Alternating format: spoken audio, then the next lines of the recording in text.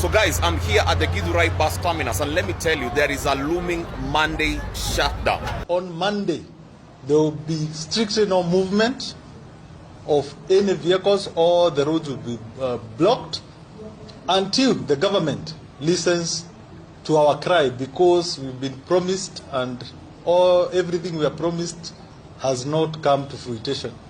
And lastly, we are urging all our investors in the public transport that effective immediately we are increasing our fares by 50%. So on Monday tunaenda maandamano. We need to be very clear. Tunaenda kuandamana na vibuyu, tutakuwa CBD na vibuyu zetu tukidemand that the fuel prices ziende chini. Ziende chini because mchague kitu moja. Muamue kama ni nyanya itapanda, ama ni unga, ama ni rent, ama ni shule, ama ni fuel. Haziwezi kuwa ni zote. Sasa tumekataa na mtajua tukisema tumekataa tunamaanisha nini. It will not be business as usual. Hamutapenda, hamutapumua. Tutakanyagana shingo. Tukanyaga shingo, tumenyamaza. Sasa tutavurugana. Tutaanza kuvurugana Monday. Haitakuwa sawa hapa Kenya. So guys, wahenga wanashangaa. Ask me why? Kwa sababu we literally killed the messenger. We killed the messenger, or rather the messenger was killed. Because tell me why. Napatana na tweet ya Jacob Juma. Akisema nini? Wacha niwaonyeshe. At if William Ruto becomes president in 2026, he will hike fuel prices and reduce. Then he will hike again. And this time, Kenyans will be tired of him. They will remain silent and suffer. Why? Tuliwa nabii. Wa na alituitili 2016. 10 years ago. One time. Minaonaje? To revisit hiyo pejeta ya Jacob Juma, tujue hata kitu ita happen 2032. Mimi sitaki to risk. Tuangalie tujue hata kitu ina happen next year. Guy. One time. Before we go to that, let me tell you that even the online taxi drivers are going for a strike. By the way, wanaenda kwa hizo maofisi on Monday, because they are saying that if there is a fuel price rise, then that rise must be commensurate with the fare that is being displayed on the app. Therefore, on Monday, there might be a showdown. But let me come back to this now. Many Matatus are going to rise their fare by 50%, and also they may strike at some point because the cost of doing business is becoming a menace to them day by day when these fuel prices are being added upon every other time. Stay tuned, because we shall be here on Monday at the Githurai bus terminus. So stay tuned. My people, United States versus Iran war. As far as we are concerned, the Strait of Hormuz is open and all vessels can pass except the vessels belonged to those countries who are in war with us, who are fighting with us. But why are we still having a sharp spike of oil prices? Maybe it's because of the petrodollar, because Iran have made it clear they have fully reopened the Strait of Hormuz. But the United States and Israel cannot be able to sail through. Abbas Haragacha has made it clear that they can never trust the United States. I remember a few days ago, Bibi had said that the Middle East conflict is not yet over. So there should be an aggression inside Iran anytime soon. You know, all this ceasefire thing had actually paused everything across the Middle East. Let's pray for peace. Do you know fuel can come down to around 70 bob? If we just remove wickedness from leadership.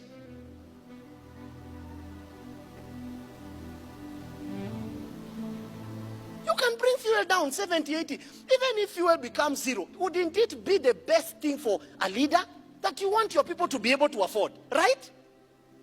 So the biggest oil refinery is here. The second largest urea refinery is still him in the whole world, is here. Why should we be buying 50 kg of, what do you call it? Cement. At how much is it now? 7, 8, 900? It's confirmed now. How much is it? Why would you be buying cement at that amount of money? Yet the things that produce cement are here. Yeah, I don't understand. And when you touch on some of these things, people don't understand what you're trying to say. And I watched the head of Total saying, now because of this, we are pushed to come to Africa. You know what that means? But you still see Nigeria poor.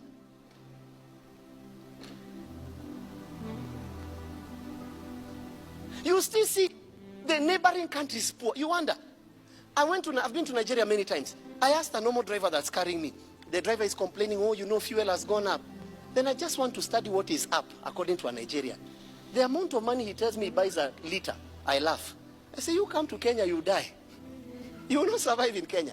At how much are you buying fuel? And you're complaining. The goal of leadership is the ability for people to afford. Leadership is about affording. Make things cheaper. Mimi, I'm in full support of the nationwide transport sector strike nimekuwa scheduled on Monday because already as a business, I'm already feeling it. Nimeanza kufeel. Because ever since wa increase ya mafuta, already nimenotice ma customer mpungua na kuna ma products hazisongi. Na nikiuliza some my people naza ni aje, mnaje mwezi tunazindo wananiambia, manze hawa watu wako vile increaseiwa, it doesn't make any sense for them to be able to continue doing this business. So wameweka vitu zao nyumbani wakingoja waone kama itapungua kidogo, because even if they charge ama increase kidogo, they're still not making any money. And I'm like, yani everybody is gonna feel this thing. Everybody is going to feel this thing, because we understand how diesel permeate into our economy. Like diesel is the heartbeat of our economy. Wanze utakuwa on Monday huko nje na watu wengine. As in, you know, watu tamafala watu wamekuja wambe, oh, you know, this price increases everywhere, it's global. But you know, there's a method to the madness in other countries. But in this country, increase price. I'm going to explain him to me a method gani. Make it make sense, bana. Tokeni strike on Monday. Kila masaa tu nafikirianga kwenda kununua dinga hivi mtu yangu. Lazima usikie mafuta imepanda. Hapa kwa Futsubishi sioni dalili ya kutoka mtu yangu limbaya. Tatembea di uwa. Unaenda kufikiria kununua GL hivi. Inabaki uko na LG leg. Ni leg hadi Lexus hivi mtu yangu hadi kiatu inalala side moja. Ya. Taka ninunue mafuta ya 100 daily. Hadi ile siku ndapata mafuta ya kutosha ndo ninunue gari. Majamaa, mimi niambie ni Bulande inacheza kwa ground. Unasikia ni aje? Wale wanasoma tatu una chairman wao wamekachini wakasema ni aje wanataka kuongeza Ferrari na 50%. Alafu wamesema ni aje wanataka pia kupiga strike. Juu wananika gavana bandogo, wanashindwa kwa nini gavana ongeza diesel 40. Mimi nakomeni Bulanda. I think wale watu wamepandishiwa bei ya mafuta ni watu one term. Watu wa one term ndio wameongezewa bei ya petroli na bei ya diesel. Hao ndio watu ambao wameongezewa bei ya mafuta. Watu wa two term bei yao mafuta bado iko chini. Wataendelea kununua diesel na shilingi 100 na petroli 100.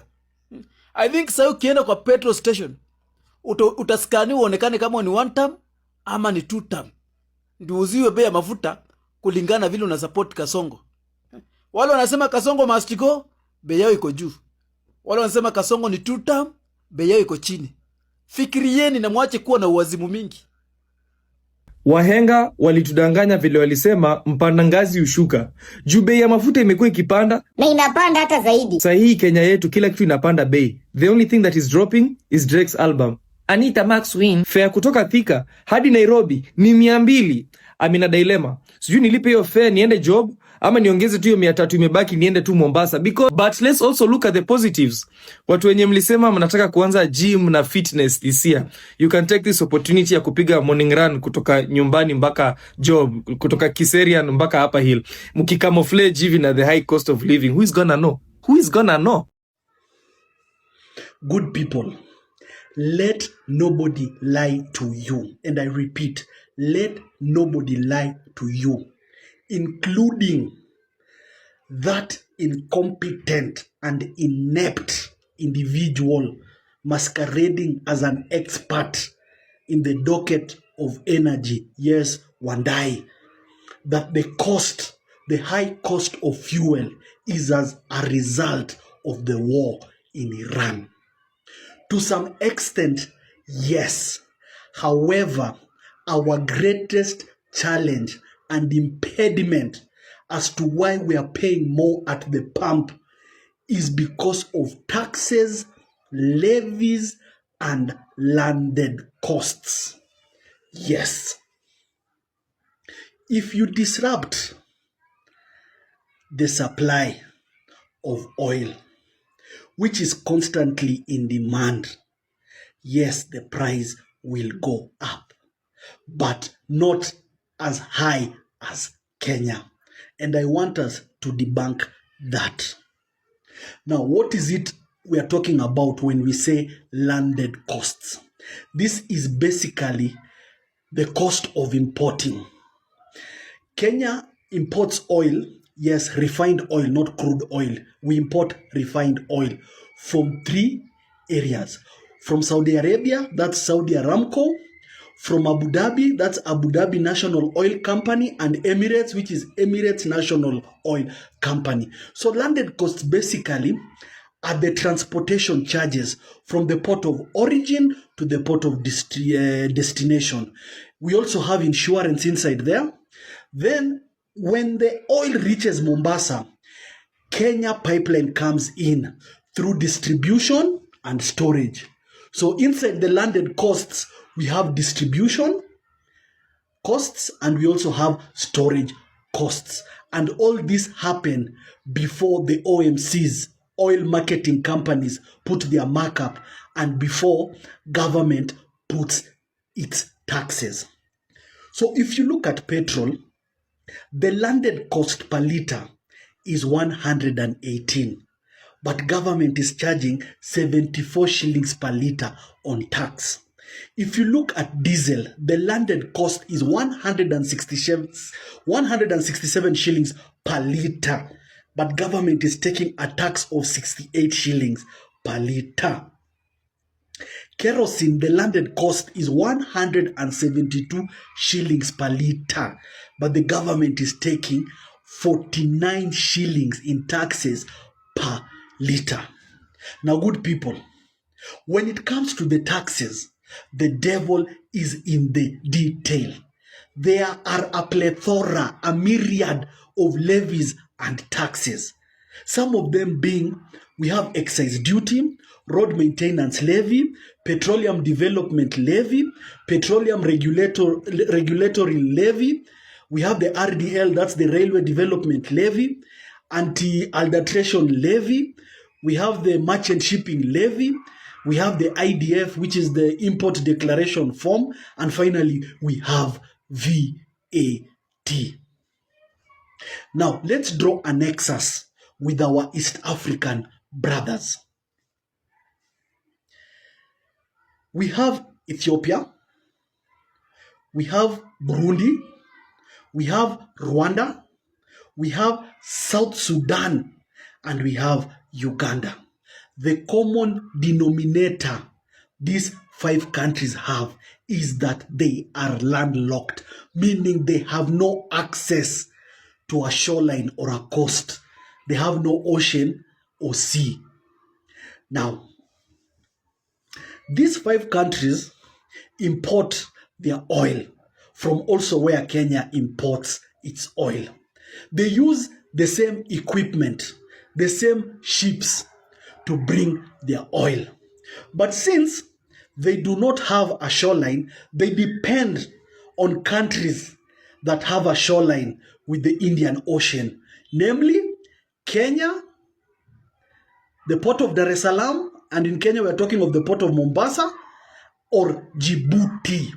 Now look at Ethiopia. Ethiopia uses the port of Djibouti. But by the time a customer in Ethiopia is fueling their car, their prices are way lower than Kenya. Uganda uses either the port of Mombasa or Dar es Salaam. But go to Uganda, the prices are lower than Kenya. Same to Rwanda, same to Burundi, and same to South Sudan.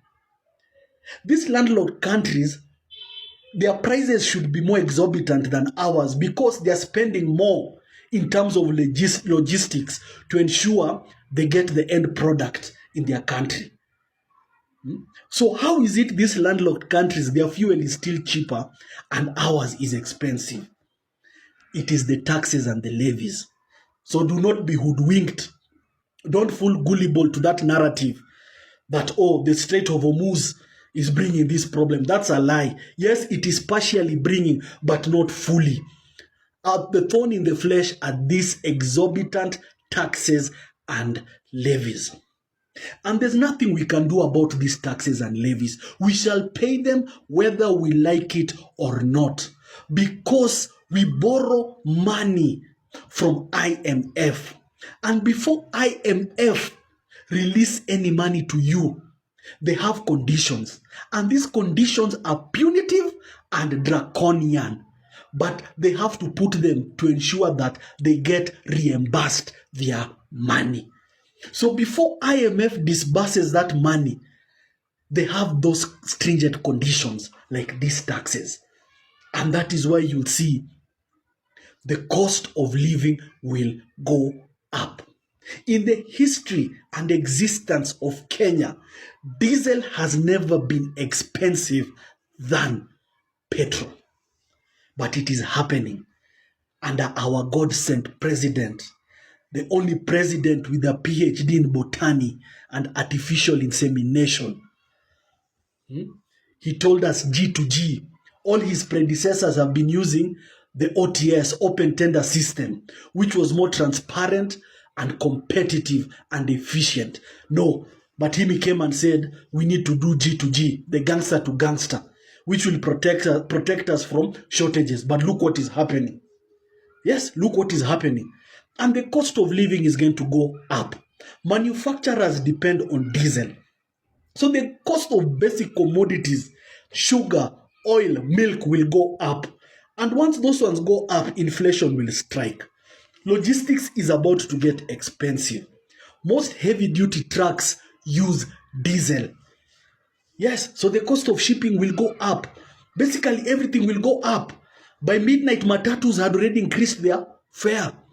But funny thing, these policymakers of ours, they spend a lot of time defending themselves instead of coming up with solutions.